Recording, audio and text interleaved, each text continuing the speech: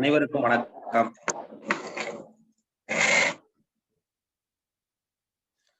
எல்லாம் வல்ல இறைவனின் திருவருளால் ரோட்டரி மாவட்டம் 299 மாவட்ட ஆளுநர் ரோட்டரியின் வி செல்வநாதன் அவர்களின் சீரியல் தலைமையில் Rotary club of Karaikal friends city வழங்கும் காலை சக்கரம் மனிதனின் இயற்கை வாழ்வியல் முறை உன்னுடல் உன்னுடன் இந்த திட்டத்தை சிறப்பாக நடத்தி கொண்டிருக்கும் rotary club of Karaikal friends சிட்டியின் உதவி ஆளுநர் ரோட்டரியன் ரவி அவர்களுக்கும், தலைவர் ரோட்டரியன் குடம்பாளன் அவர்களுக்கும், செயலாளர் ரோட்டரியன் ராஜகுமார் அவர்களுக்கும் மற்றும் இன்று நம்முடன் இணைந்து பணியாற்ற காத்துக் கொண்டிருக்கும் rotary club of Thanjavur galaxy சங்கத்தின் உதவி ஆளுநர் ரோட்டரியன் விசேல்தாஸ் அவர்களுக்கும், தலைவர் ரோட்டரியன் எட்வர்ட் ஜெயராஜ் அவர்களுக்கும், செயலாளர் ரோட்டரியன் செந்தில்குமார் அவர்களுக்கும் மற்றும் திட்ட தலைவர் ரமேஷ் மோகன் அவர்களுக்கும், ஆசான் கண்ணப்பனையா அவர்களுக்கும், என்ற சிறப்பு விருந்தினராக கலந்து கொண்டு சிறப்பிக்க இருக்கும் காரைக்கால் எம் பாஸ்கர் ஐயா அவர்களுக்கும் மற்றும் நிகழ்ச்சியிலே கலந்து கொண்டு சிறப்பித்துக் கொண்டிருக்கும் அனைத்து நல் உள்ளங்களுக்கும் இந்த காலை வேளையிலே வாழ்த்துக்களையும் வரவேற்புகளையும் தெரிவித்துக் கொண்டு நிகழ்ச்சியின் முதல் நிகழ்வாக ரோட்டரி இறைவணக்கம் வாசிக்க வருகிறார் Rotary club of Thanjavur galaxy சங்கத்தின் சாசன தலைவர் ஆம்ஸ்ட்ராங் சார் அவர்கள்.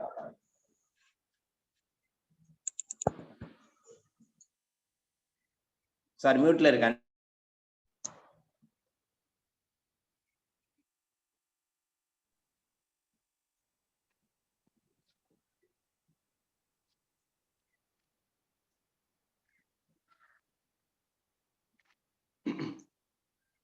எல்லாம் வல்ல மானுடத்தின் தந்தையே, ரோட்டரி நிறுவனத்தின் நிறுவனரின் எண்ணத்தில் உயர் கோட்பாடுகளை வேரூன்றச் செய்த உங்களுக்கு எங்கள் நன்றி.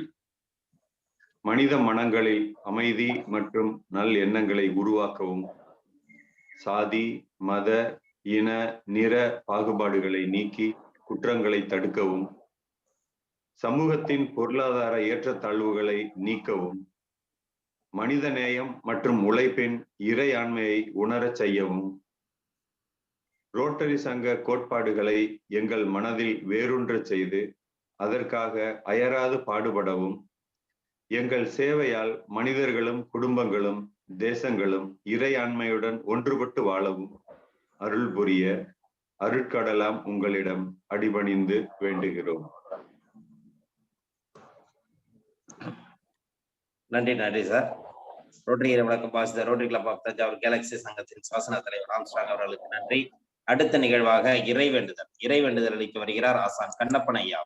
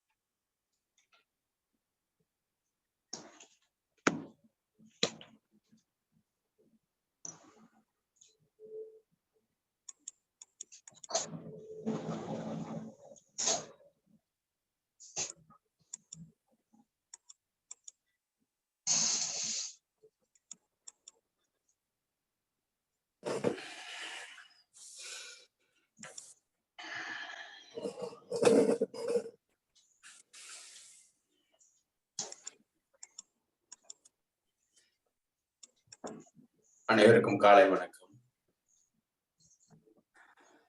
எல்லையற்ற பரம்பொருளே, இக்கல்வியின் மூலம் உடலும் உள்ளமும் நலமடைய அருள் புரிவாயாக.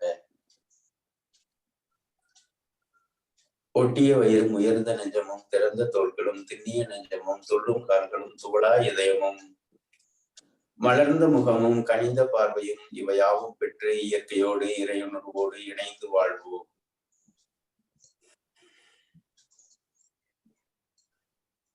நம் மனம் சாந்தமானது, இரக்க குணமுடையது, நல் எண்ணங்களில் செயல்களில் ஈடுபட அருள் புரிவாயாக. வாழ்க வளமுடன், நலம் பெருக, வளம் பெருக.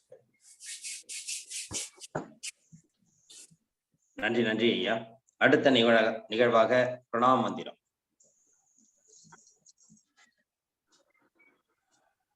ஆழ்ந்து காற்று இழுத்து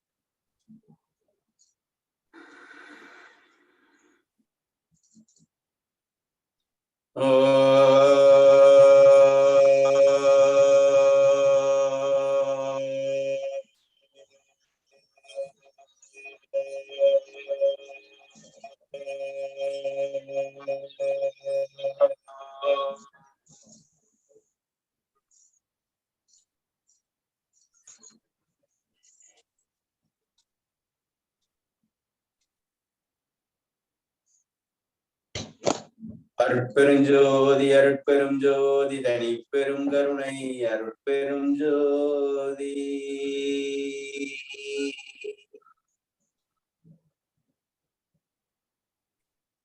அருட்பெரும் ஜோதி அருட்பெரும் ஜோதி தனி பெரும் கருணை அருட்பெரும் ஜோதி.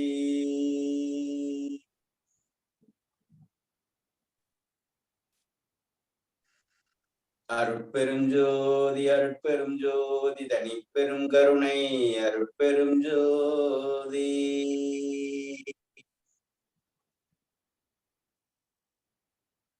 நம்முடைய தாய் தந்தையை வணங்கி கொடுக்கிறோம். இக்கல்வியை கொடுத்த சித்தர்களை வணங்கி கொடுக்கிறோம்.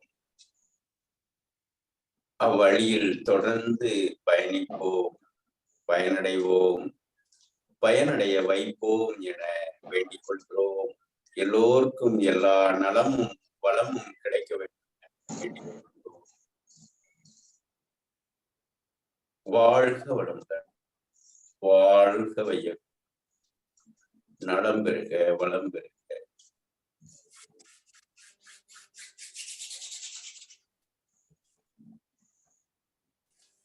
நன்றி நன்றி ஐயா. அடுத்த நிகழ்வாக ஆசன பயிற்சி. ஆசன பயிற்சியில் நேற்று பார்த்தது வீரபத்ராசனம் பார்த்திருந்தோம். அடுத்து அந்த வீரபத்ராசனத்துக்கு அடுத்த ஆசனங்கள் வந்து போக போறோம்.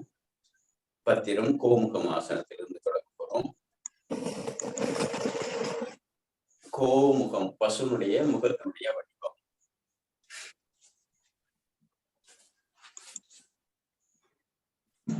கால்கள் நீட்டி வைத்து இடது கால் கீழே இருக்குதுங்க, வலது கால் மேல வச்சுங்க. இந்த இரு கைகளும் இரு கால் பாதத்தை பிடித்து முதல் தட்டை அக வைத்து ஆழ்ந்து மூச்சு காற்றை இழுக்கிறோம். அக்காற்றை வெளிவிட்டவாறு தலை கீழ் நோக்கி வருகிறது. அப்படியே 10 வினாடிகள் 1 2 3 4 5 6 7 8 9 நேர அமர்ந்துக்கு வந்து எடுத்த மூச்சு காற்றை வெளியேற்றோம். அப்படியே பிடிச்சுக்கலாங்க. 1 2 3 4 5 6 7 8 9 ஓய்வு.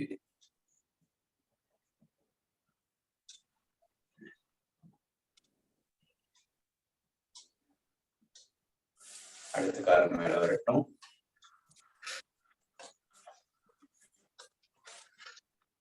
இரு கைகளும் இரு கால் பாதத்தில் முதுகண்டை நேராக வைத்து நீண்ட ஆழ்ந்து இழுத்து வெளியேற்றுகிறோம்.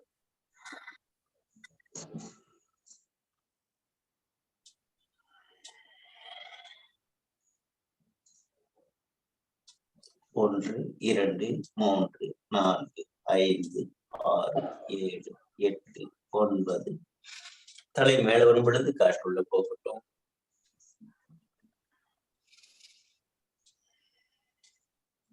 இப்ப இடது கை மேல வருது, கை கோர்த்து பிடிச்சிடும். 1 2 3 4 5 6 7 8 9. ஓய்வு.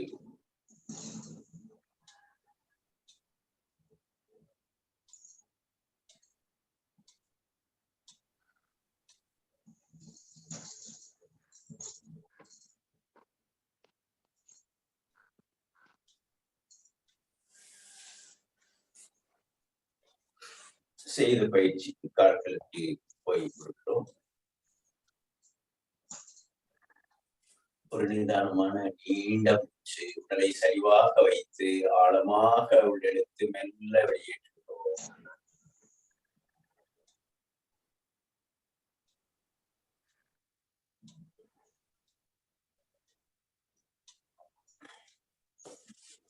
இடது கால் முதலில் இடது கையில் இடது கால் குட்டி அழுத்தி வலது காலம் மெல்ல கொடுக்கலாம். இரு கண்களும் நம்முடைய மூக்குருவியை கவனிக்கட்டும். இரு கைகளிலும் சிம்மத்திரை.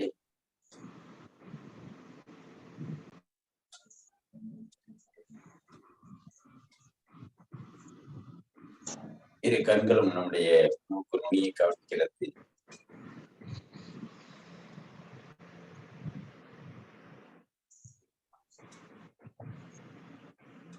அப்படியே கைகளை பின்னாடி கட்டிக்கிறோம். கைகள் பின்னாடி கட்டி உடலை நேராக வைத்து ஆழ்ந்த மூச்சு காற்று இழுத்து காற்று வெளியேறுகிறது. தலை கீழே வருகிறது. 1 2 3 4 5 6 7 8 9.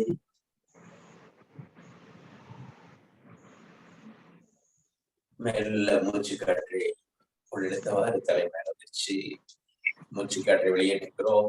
மீண்டும் மூச்சு காற்றை உள்ளிழுக்கிறோம்.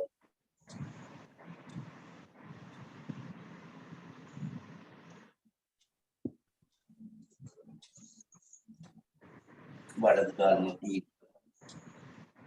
1 2 3 4 5 6 7 8 9.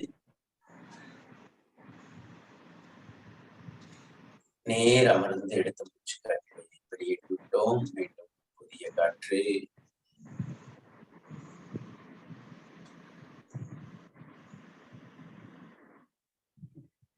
எதிர் திசையில்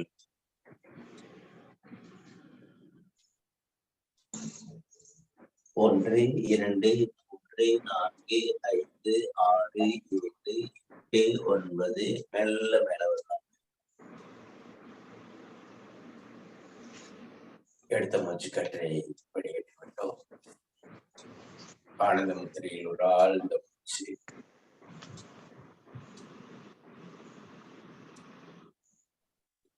வலது கால கீழே எடுத்து வைக்கிறோம்.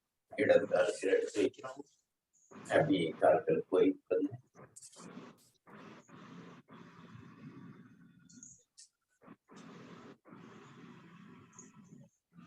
அடுத்து வலது காலம் முதலில் போட்டு வலது கையில் வலது எடுத்து இடது கால் மேல ஒரு மாதிரி வைத்து உடலை நேராக வைத்து இரு கண்களும் நம்முடைய மூக்குநுனியில் அப்படியே அந்த மூக்கு நுனியிலிருந்து அப்படியே புருவ மத்திய கொடுப்பாங்க. அப்படியே புருவ மத்திய கவனிங்க. நெத்தி பொட்டு என்று சொல்லக்கூடிய அந்த புருவ மத்தியில்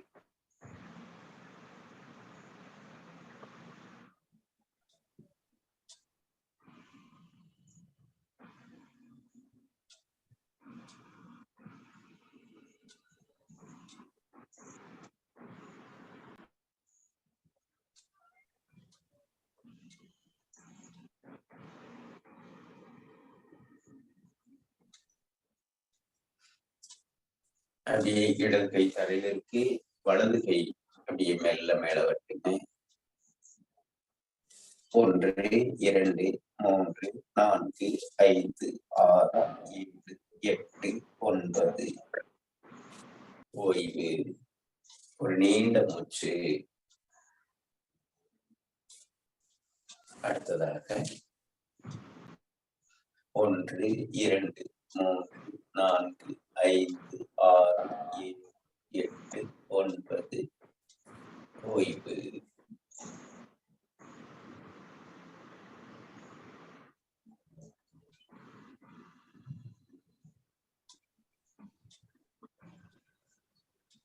அடுத்து முதுகு தட்டுக்கான பயிற்சி. நல்ல பின்னாடி திருக்கிறோம்.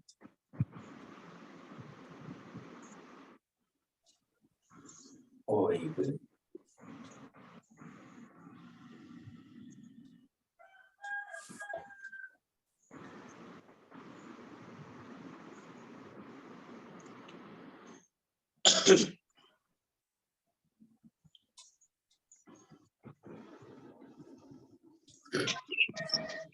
அப்படியே கைகளை பக்கவாட்டில் வைத்து உத்தித பத்மாசனா. கண்ணப்பன் ஐயா, அம்மா சொல்லுங்கம்மா. மத்தவங்க வீடியோ ஆன் பண்ணிருக்கனால நீங்க பண்றது தெரிய மாட்டேங்குது ஐயா. நடுவுல தெரியவே மாட்டேங்குது. மத்தவங்க வீடியோ ஆஃப் பண்ணிக்கிட்டா மியூட் பண்ணிக்கிட்டா நல்லா இருக்கும். ஓ சரி சரிங்கம்மா. நன்றிங்க ஐயா. ஓ நல்லது. நீங்க செய்யறது தெரிய மாட்டேங்குது. ஓ சரி சரி சரி சரி.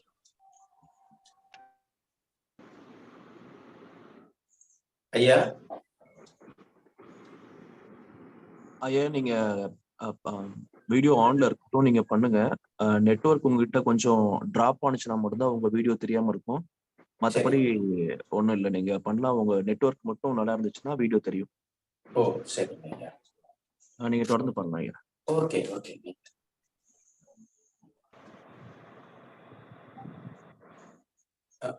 பத்திரம், கோமுகம், பங்கயம், கேசரி, சொத்திரம். அடுத்து வீரம்னு சொல்றாரு திருமூலர். அந்த வீராசனம் அப்படிங்கிறது என்னன்னா இந்த உத்தித பத்மாசனத்தை சொல்றாரு.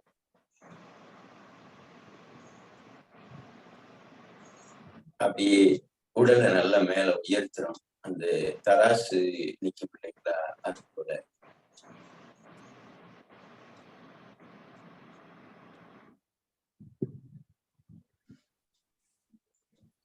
ஒரு ஆழ்ந்த மூச்சு.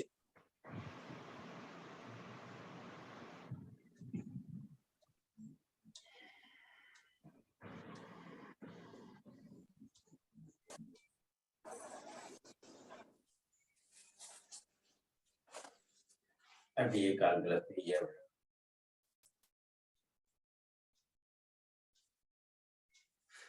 அடுத்ததாக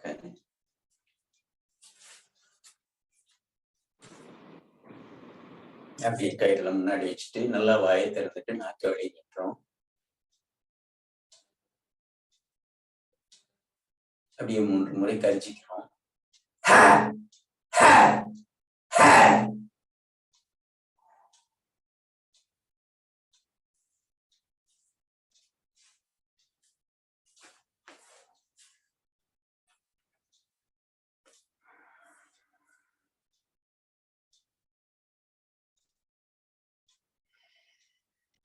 சுகாதானம் அப்படிங்கிறது இந்த சுகாசனமாக போட்டு போறது. இதுதான் அந்த சுகாதானம்னு சொல்றாரு. பத்திரம், கோமுகம், பங்கயம், கேசரி, சொத்திரம், வீரம், சுகாசனம். சுகாசனம்ங்கிறது இந்த நிலை. ஒரு கால் மட்டும் மேல எடுத்து போடுறது. அந்த புத்தருக்கு வந்திருக்கக்கூடிய நிலை. இதுல எவ்வளவு நேரம் வேணாலும் நம்ம அமர்ந்திருக்கலாம். அடுத்ததாக மூச்சு பயிற்சி. அதுக்கு முன்னாடி நல்லா தொட்டை சுழற்றுகிறோம்.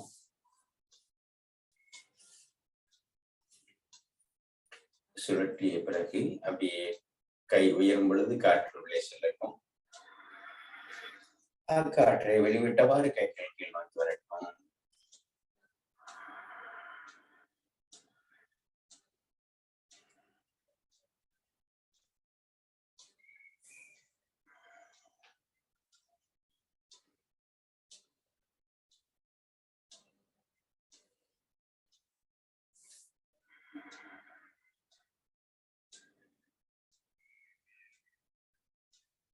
அப்படியே கை முன்புறமாக நீட்டி கை விரியும் பொழுது காற்று உள்ளே செல்லட்டும்.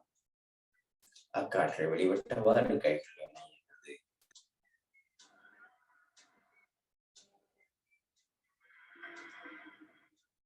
நன்றாக ஆழமாக மூச்சு காற்று உள்ளே சென்று மெல்ல மெதுவாக வெளியேறுகிறது.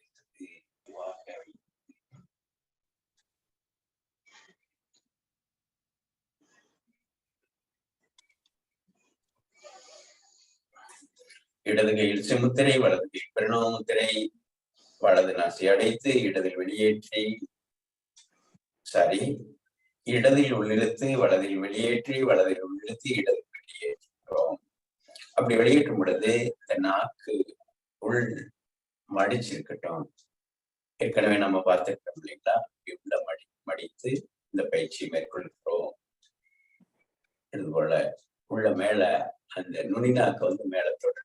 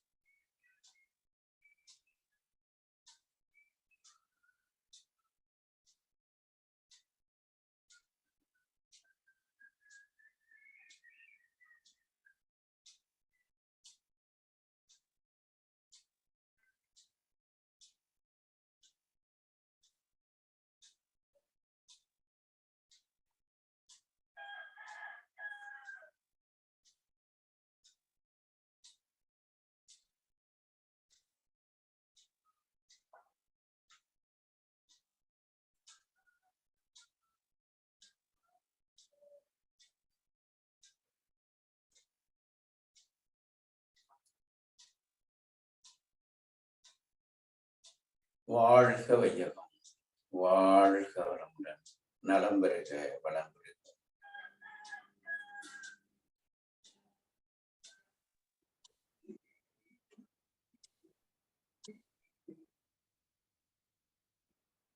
நன்றி நன்றி ஐயா.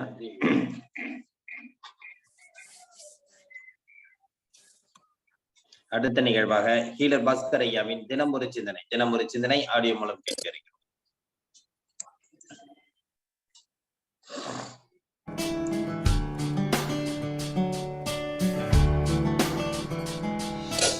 செழிக்கட்டும் விவசாயம், சீர்படட்டும் நிர்வாகம்.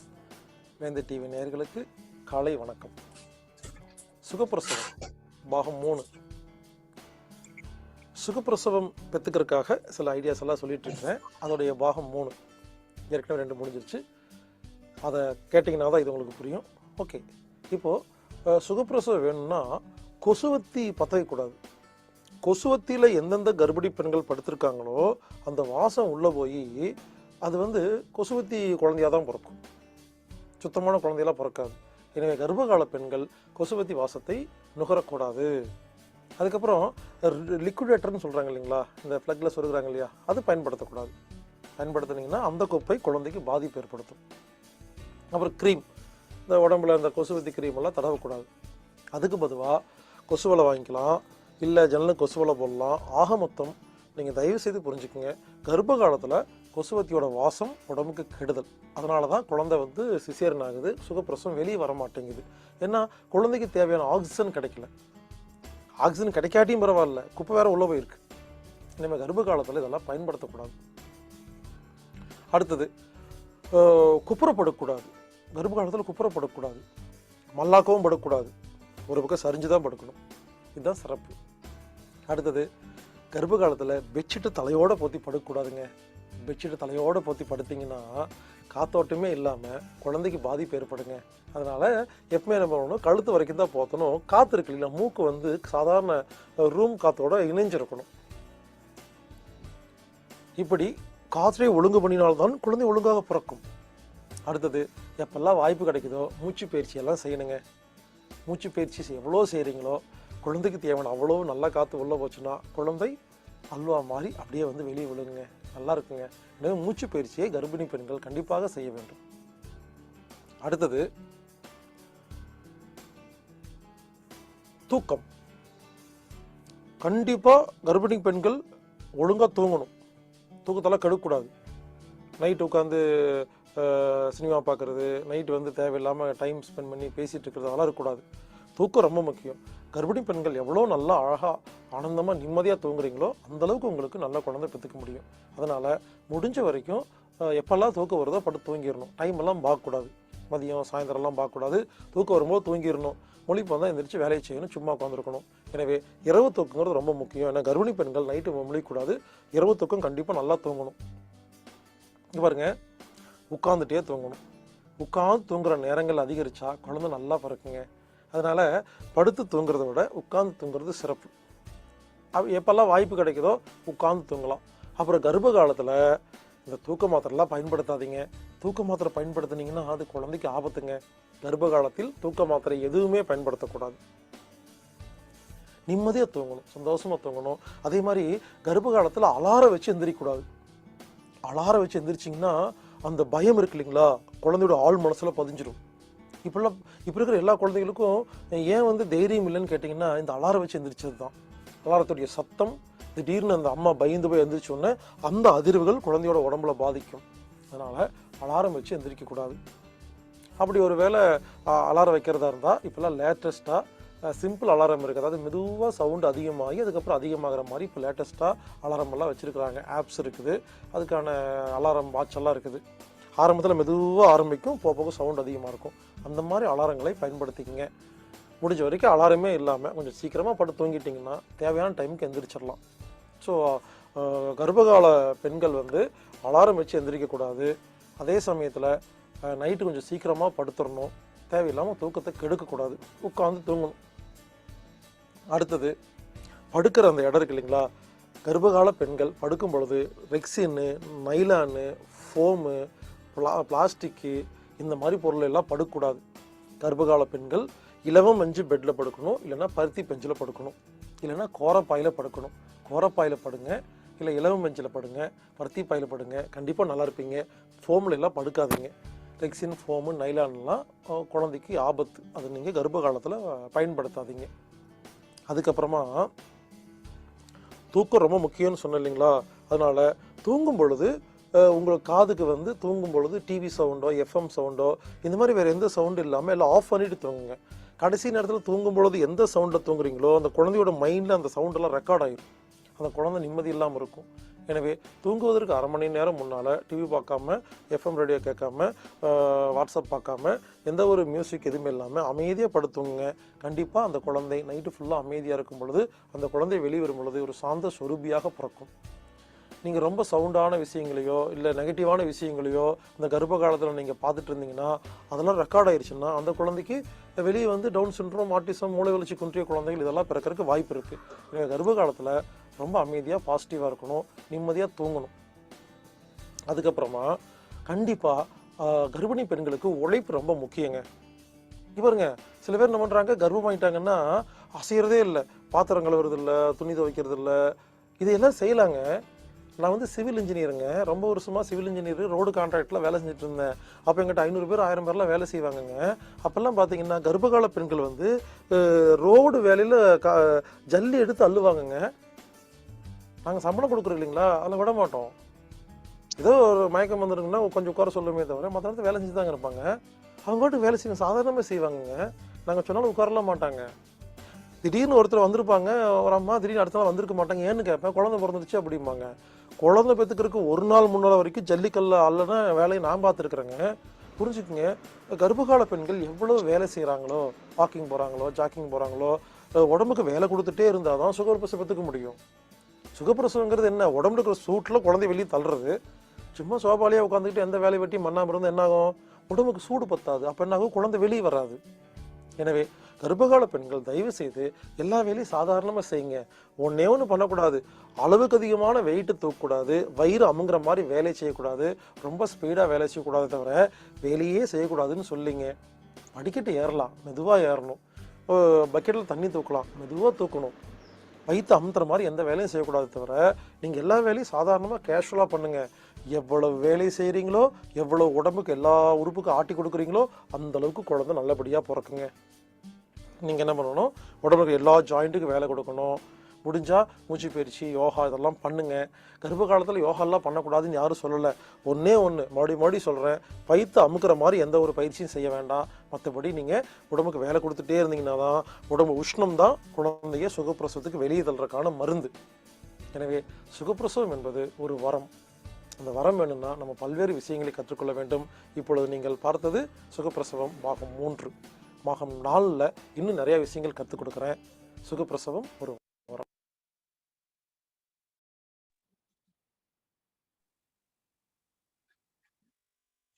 நன்றி ஐயா.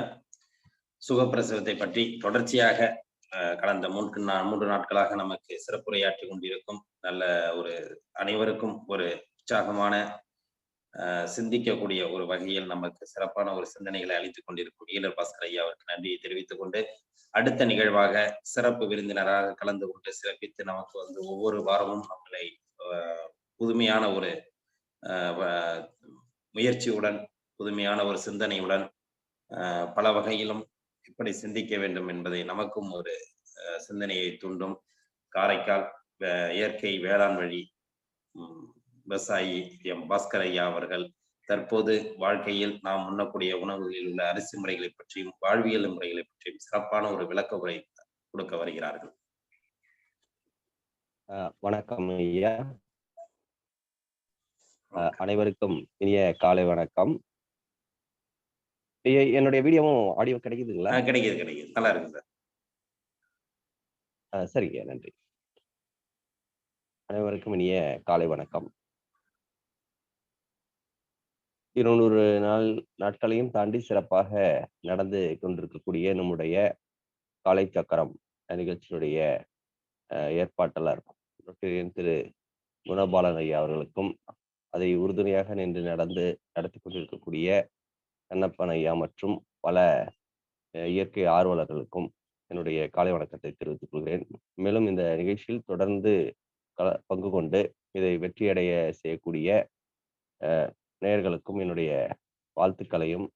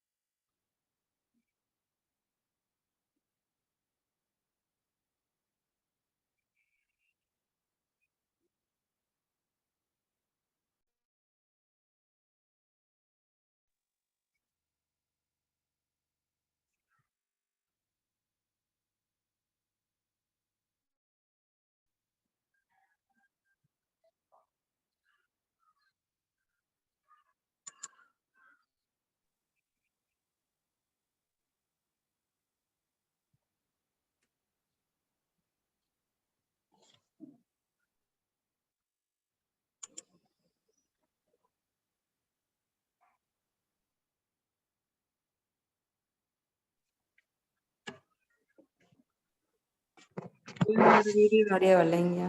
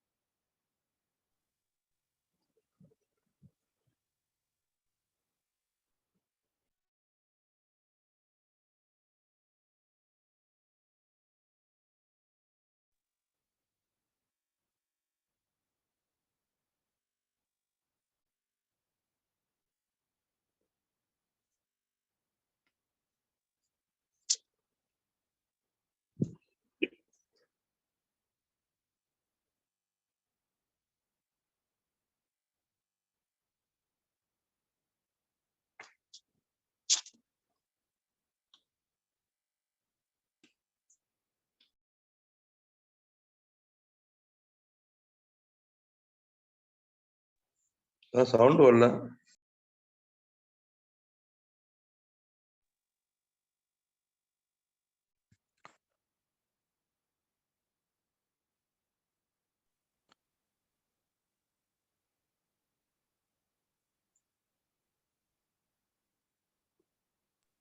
சார் ஆடியோ வரல.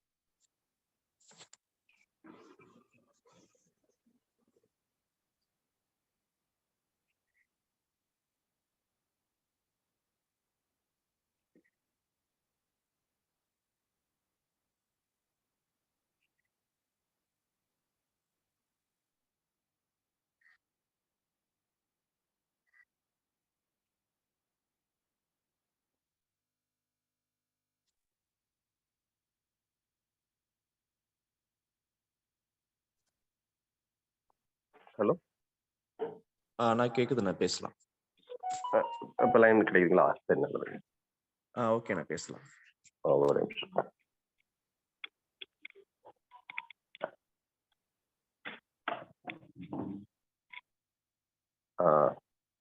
கொஞ்சம் நெட் திடீர்னு கட் ஆயிடுச்சுங்க. சொல்லு சொல்லு. அப்ப வந்துச்சு. வந்துருச்சுங்களா? சரி.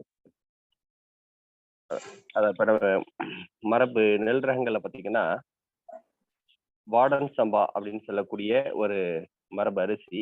அது பார்த்தீங்கன்னா வறட்சியில் விளையக்கூடியது. எவ்வளவு குறிப்பாக பார்த்தீங்கன்னா இந்த நெல் வந்து கிருஷ்ணகிரி, தருமபுரி போன்ற பகுதிகளில் விளையக்கூடிய ஒரு நல்ல ஒரு பாரம்பரிய ரகம். இந்த ரகத்தினுடைய வயதுன்னு பார்த்தோம் அப்படின்னா 165 நாள், 7 மாதம் அப்படின்னு சொல்லுவோம். ஆடி மாதம் விதைச்சோம்னா தை மாதம் அறுவடைக்கு வரும்.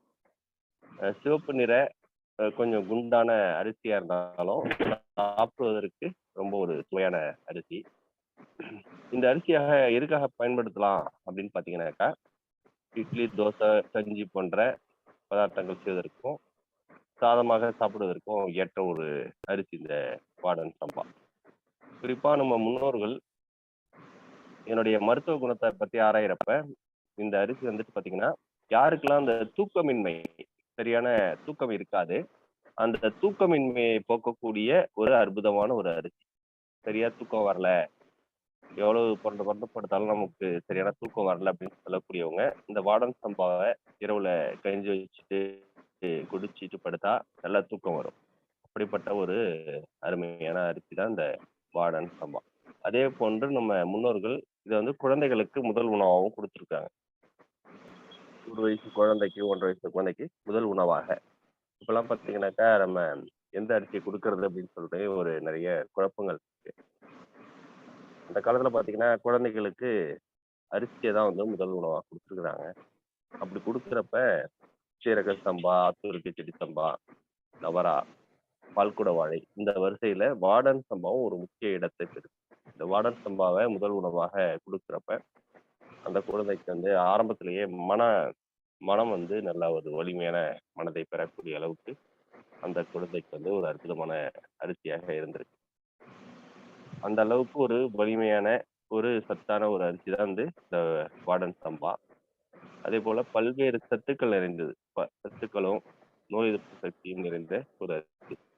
விட்டமின்ஸ், மினரல்ஸ், அயன் எல்லாமே நிறைந்த ஒரு அரிசி இந்த வாடன் சம்பா. அதனால குழந்தைகள் யாருக்கெல்லாம் வந்து கை குழந்தைகள் இருக்கோ முதல் உணவாக அரிசி கொடுக்கணும் அப்படின்னு விருப்பப்படுறோமோ அவங்க இந்த வாடன் சம்பாக்கு கொடுக்கலாம். அது கிடைக்காத பட்சத்துல நம்ம சீரக சம்பா, ஆத்தூர் கிச்சடி சம்பா, பால்குட வாழை போன்ற அரிசிகளையே நம்ம கொடுக்கலாம் என்பதை தெரிவிச்சுக்கிறேன். மேலும் இன்று பார்த்தீங்கன்னாக்கா நம்ம மலையேற்றம் என்பதை பத்தி பார்ப்போம். இன்றைய காலகட்டத்தில் பார்த்தீங்கன்னா மலையேற்றம் என்பது ட்ரெக்கிங் என்று சொல்லப்படுது. எல்லா இடங்கள்லையும் பார்த்தீங்கன்னாக்கா மலை ஏறுவதை வந்து இப்போ வந்து ஒரு ஃபேஷனா வச்சிருக்கிறாங்க. ஆனா நம்ம முன்னோர்கள் வந்து இந்த மலையேற்றம் என்பதை வந்து ஒரு வழிபாடாக வச்சிருந்தாங்க.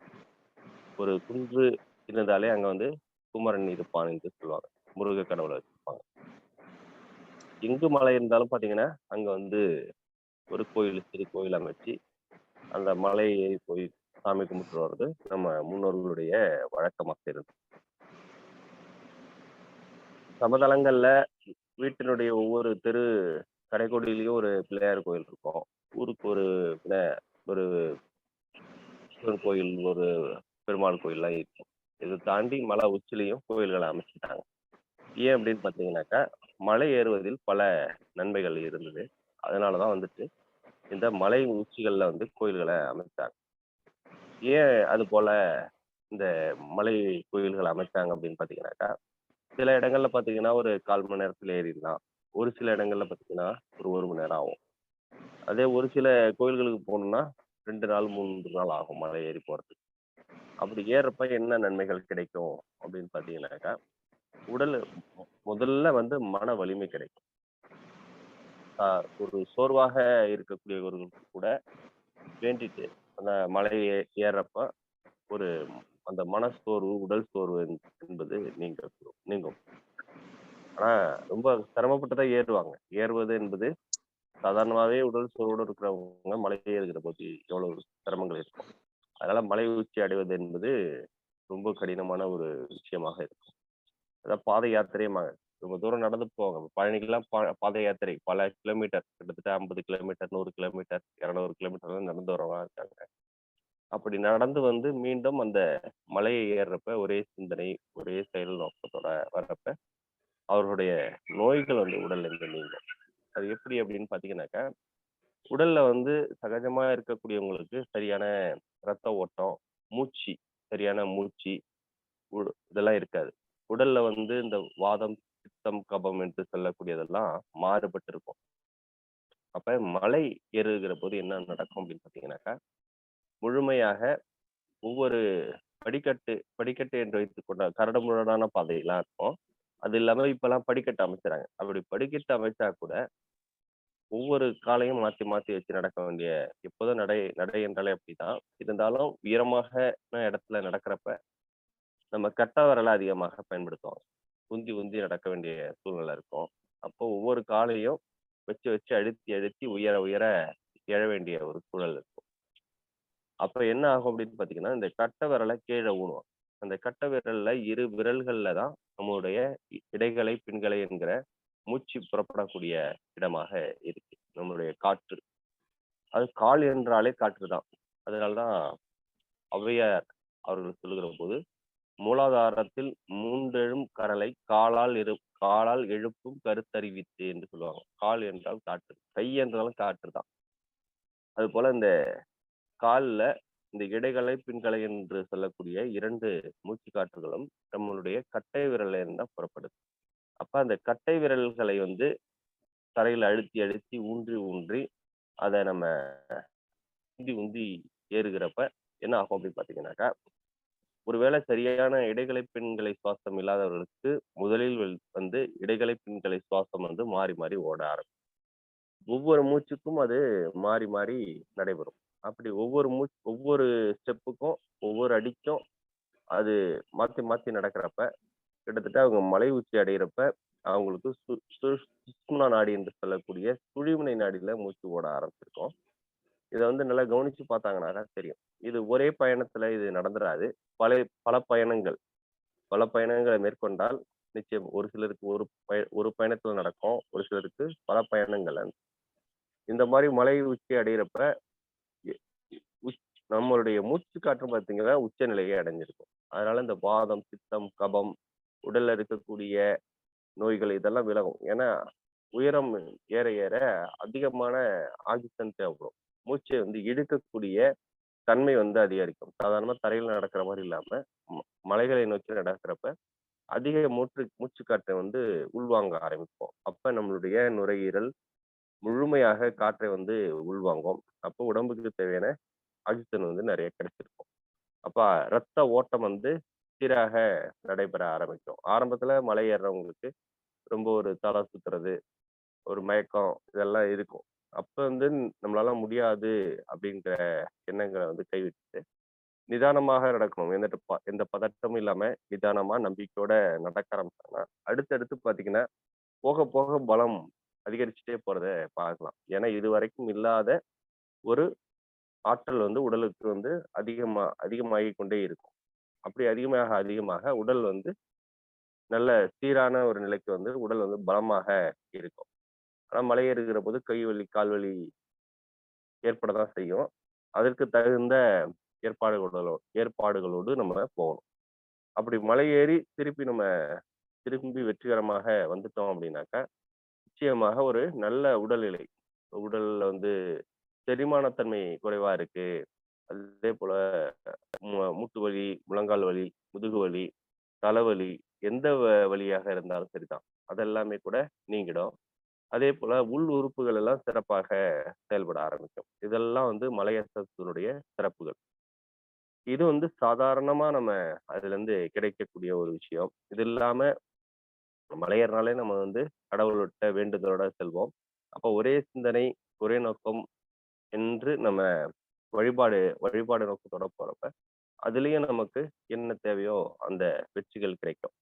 அதோடு இல்லாம நான் ஏற்கனவே சொன்னது போல இந்த கட்டை விரல்களை ஊன்றி ஊன்றி நடந்து முதுகெலும்பை நேராக வைத்து உந்தி உந்தி நடக்கிறப்ப என்ன ஆகும் அப்படின்னு பாத்தீங்கன்னா, நம்ம உடல்ல இருக்கக்கூடிய குண்டலினி சக்தியும் வந்து இயற்கையாகவே எழக்கூடிய ஆற்றல் வந்து இந்த மலையேற்ற பயணத்துல உண்டு. அப்படி நடந்து நம்ம உச்சி அடைஞ்சிருக்கிறப்ப நம்ம உணர்வும், அதாவது மெய் உணர்வு என்று சொல்வார்கள், இந்த குண்டலினி சக்தி என்று சொல்லுவாங்க. அதுவும் நம்ம நெற்றியையும் உச்சியையும் அடைந்திருக்கிறத வந்து உணர முடியும்.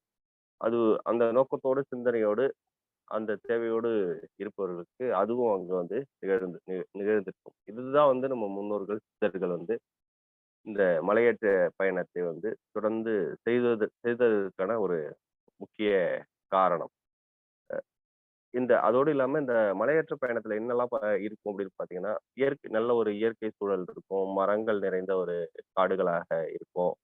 அப்ப எந்த விதமான ஒரு இடையூறும் இல்லாத நல்ல ஒரு சுற்றுச்சூழல் நிரம்பிய ஒரு இடத்துக்கு சென்று வரப்ப உடலுக்கும் அதான் உடல் ஆரோக்கியம் என்பது ஏற்கனவே சொன்னதுனாலும் இந்த ஒரு நல்ல சூழல் வந்து மேலும் வந்து ஒரு ஆரோக்கியமான சூழலை உருவாக்கி கொடுக்கும். இதுதான் இந்த மலையேற்ற பயணத்துடைய மிகவும் நுட்பமான சில விஷயங்கள். அதனால வந்து மலை ஏறுகிற போது இது போன்ற எல்லா விஷயங்களையும் கவனத்துல கொண்டு செல்ல வேண்டும். அது போல குறிப்பா இன்னைக்கு பாத்தீங்கன்னா மலையேற்றம் என்றதுமே இன்று பழனிக்கு நிறைய பேர் மலை ஏறாங்க. அதே போல இன்னைக்கு சதுரகிரி, பர்வதமலை, வெள்ளியங்கிரி மலை, இப்ப நான் சென்ற வாரம் வந்து அகத்தியர் மலைக்கு சென்று வந்தேன்.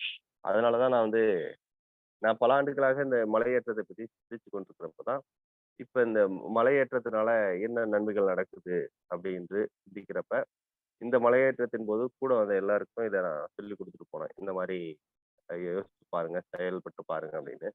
அப்ப அவர்கள் வந்து 2-3 நாள் மலை ஏற்ற முடிந்த பிறகு சொன்ன விஷயம் என்ன அப்படின்னா, இதான் சொன்னாங்க. நீங்க சொன்னது வந்து உண்மைதான்.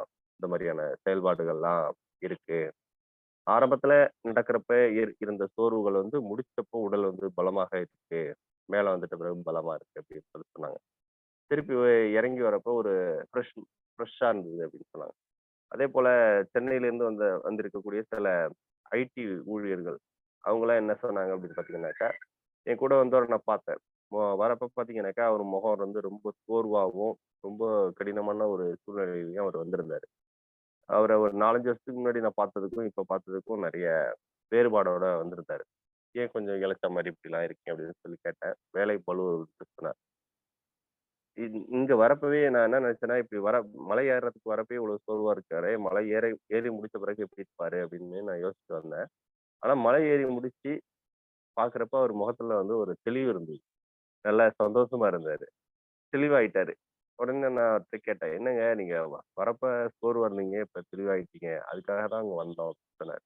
அது போல சென்னையில இருக்கக்கூடிய பிரஷர், வேலையில இருக்கக்கூடிய பிரஷர், இது போன்ற விஷயங்கள் எல்லாம் அங்க வந்து மறக்கடிக்கப்பட்டு அந்த மலை ஏறுறப்ப ஒரு உடல் உழைப்பு என்பது அங்க நடக்குது. ஆக ஆட்டோமேட்டிக்கா அவர் முகத்துல வந்து ஒரு பொலிவும் சந்தோஷமும் அங்க வந்து திருப்பி அவர் போறப்ப பாத்தீங்கன்னா ரொம்ப சந்தோஷமாவும் மன தெளிவோடவும் போனார். ஆக அதுக்காக தான் இப்ப வந்து பக்தி என்பதை கடந்து இப்ப சென்னை போன்ற மாநகரங்கள்ல இருந்தெல்லாம் வரக்கூடியவர்கள் வந்து ஒரு ரெஃப்ரெஷ்க்காக ஒரு புத்துணர்ச்சிக்காக தான் அந்த மலையேற்ற பயணங்கள் என்பதெல்லாம் நடத்துறாங்க. பரவாயில்ல. அந்த வகையில வந்து ஆரோக்கியமும், மன தெளிவும் அவங்க வந்து பெற முடியுது. அப்படிங்கிறப்ப ரொம்ப ரொம்ப நம்ம சந்தோஷப்படுறோம். ஆக நம்ம வெள்ளியங்கிரியோ அல்லது சதுரகிரி எங்கு சென்றாலும் அதை வந்து முழுமையாக ஒரு பயிற்சியாகவும், பக்தியாகவும், ஒரு அறிவியல் பூர்வமானதாக அதை பார்க்க வேண்டும். பக்தியாகவும் அதை வைத்துக் கொள்ள வேண்டும் என்று தான் நான் கேட்டுக்கிறேன். மேலும் நம்ம வந்து இந்த நிகழ்ச்சி வந்து தொடர்ந்து சிறப்பாக நடைபெற்று கொண்டிருக்கு. இந்த ஒரு செய்தியே இன்னைக்கு நீண்ட ஒரு பதிவாக நம்ம சொல்லியிருக்கிறதுனால, மற்ற செய்திகளை வந்து நம்ம அடுத்த வாரங்கள் தொடர்ந்து பார்க்கலாம். இந்த நிகழ்ச்சியில கலந்து கொண்டு பேச வாய்ப்பளித்த ரொட்டேரியன் திரு குணபாலன் ஐயா அவர்களுக்கும் மற்றும் பல இந்த நிகழ்ச்சியிலே பங்கு கொண்டு சிறப்பாக நடத்தி கொண்டிருக்கக்கூடிய மற்ற ரொட்டேரியன் அவர்களுக்கும் என்னுடைய நன்றியை தெரிவித்துக் கொண்டு இந்த என்னுடைய உரையை நிறைவு செய்கிறேன். நன்றி, வணக்கம். ஐயா ஒரே ஒரு கொஸ்டின்யா. சொல்லுங்கம்மா. அன்றாட வாழ்க்கையில நம்ம வந்து அந்த இடக்கலை, பின்கலை, சுசுமன நாடி எப்படிங்க பயன்படுத்துறது அன்றாட வாழ்க்கை? அன்றாட வாழ்க்கையில நம்ம இந்த நாடி சுத்தி என்று சொல்றோம் இல்லையா? ஆமாங்க. அந்த நாடி சுத்தி செஞ்சுக்கிட்டே வந்தீங்கன்னாலுமே அந்த ஒரு நிகழ்வு வந்து நடக்க ஆரம்பிக்கும். ஆனா நம்ம தொடர்ந்து அதை பயிற்சியில கொண்டு வரணும். சரி. நாடி சுத்தி பண்ணிக்கிட்டு வரணுங்க. யோகாசனம், மூச்சு பயிற்சி செஞ்சுட்டு வரலாம் அடிப்படையில. முழுமையாக நம்ம அந்த தியானங்கள்ல மேற்கொள்ளணும் அப்படின்னா நம்ம தீட்சை வாங்கி தான் செய்யறது நல்லது. Okay okay okay. சரிங்க மேடம். நன்றிங்க, நன்றி. நன்றிங்க மேடம்.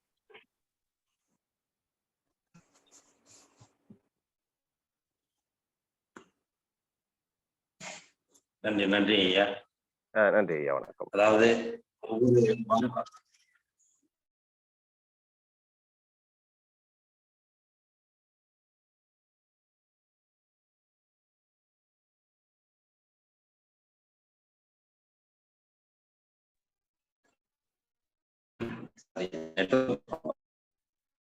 நன்றி நன்றி ஐயா. ஒவ்வொரு வாரமும் நல்ல ஒரு சிந்தனையோடு நமக்கு ஒரு, அதாவது இயற்கை வேளாண்மை விவசாயியாக இருந்தாலும் இன்றைய காலகட்டத்திற்கு என்ன ஆராய்ச்சி செய்து மக்களுக்கு சேர்க்க வேண்டும் என்பதை அற்புதமாக நல்ல ஒரு சிந்தனையோடு ஆராய்ச்சி பண்ணிட்டு இருக்காங்க.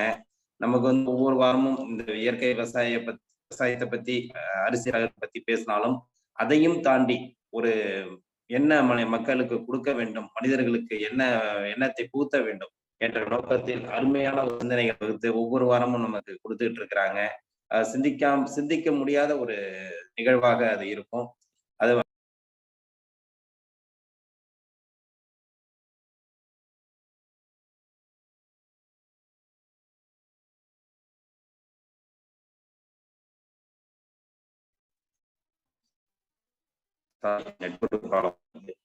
இன்னைக்கு வந்து அது மாதிரி அரிசகத்தை பத்தி சொல்லி சிறப்பிச்சு இன்னைக்கு வந்து அது வந்து மலையேற்றம். இன்னைக்கு மக்களும் நம்ம வந்து நாளடைவுல வந்து பார்த்து என்ன நிகழ்ச்சி நடந்துட்டு இருக்கு, செஞ்சுட்டு இருக்க சொற்கள் என்னவோ அதுக்கு ஒரு காரணத்தை குறிச்சு அதனால மக்களுக்கு நமக்கு என்ன பண்ணுறோம் அப்படின்றத பத்தி 2 வாரங்கள் விளக்குனாங்க. அதே மாதிரி இன்னைக்கு வந்து மலையேற்றம்னா என்ன, மலையேற்றத்தினால நமக்கு என்ன பயன்கள் கிடைக்குது அப்படிங்கிறது சிறப்பாக நல்ல ஒரு சிந்தனையோடு நமக்கு அளித்த பாஸ்கர் ஐயா அவருக்கு நன்றியை தெரிவித்துக் கொண்டு, மற்றும் இந்த நிகழ்விலே நமக்கு அவசரங்களை அளித்த ஆசான் கண்ணப்பன் ஐயா அவர்களுக்கும் தொடர்ந்து இந்த நிகழ்வில் பங்கு பெற்று சிறப்பித்துக் கொண்டிருக்கும் அனைத்து நல்வுள்ளங்களுக்கும் நன்றிகளையும், தொடர்ந்து நிகழ்ச்சியை நடத்தி கொண்டு rotary club of Karaikal friends city சங்கத்திற்கு